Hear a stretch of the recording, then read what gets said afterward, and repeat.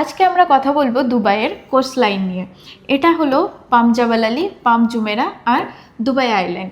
এর থেকে ঠিক 1 ঘন্টার দূরত্বে আছে উমাল কুয়েম, যেটা হলো ন্যাচারাল মেড আইল্যান্ড। আর এখানে দুবাইয়ের টপ ডেভেলপার শোভা নিয়ে আসছে তাদের মাস্টার কমিউনিটি, যেটা হলো রিসর্ট স্টাইল লিভিং।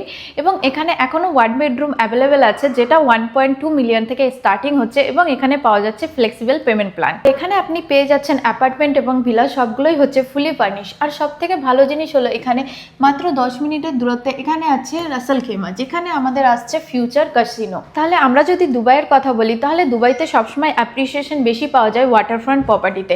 আমরা যদি এখানে দেখি, এটা হলো পাম জুমেরা, যেটা হলো ম্যানমেড আইল্যান্ড, যেটা এখন আছে আমার সামনে। তাহলে আমরা যদি সিনিয়া আইল্যান্ডকে ধরি, তাহলে আমরা যদি একটা প্রপার্টি নিই 1.2 মিলিয়ন সিনিয়া আইল্যান্ডে, আর তার মধ্যে থেকে 365 ডেজের মধ্যে 280 ডেজ যদি আমরা রেন্ট পেয়ে যাই 500 দিরাম পার নাইট হিসাবে, তাহলে আমরা ইয়ারলি পেয়ে যাচ্ছি 1400 দিরাম আমাদের রেন্টাল। তাহলে আমরা যদি দেখি ইন্ডিয়ান কারেন্সিতে, তাহলে আমরা পেয়ে যাচ্ছি 3,29,000 রেন্টাল, যেটা হয়ে যাচ্ছে আমাদের 12% আরওয়াই। তাহলে আপনি আমাকে বলুন, আমরা যদি ইন্ডিয়াতে বা বাংলাদেশে এরকম কোনো ইনভেস্টমেন্ট করি, তাহলে কি আমরা এতটা ইনভেস্টমেন্ট রিটার্ন পেতে পারবো?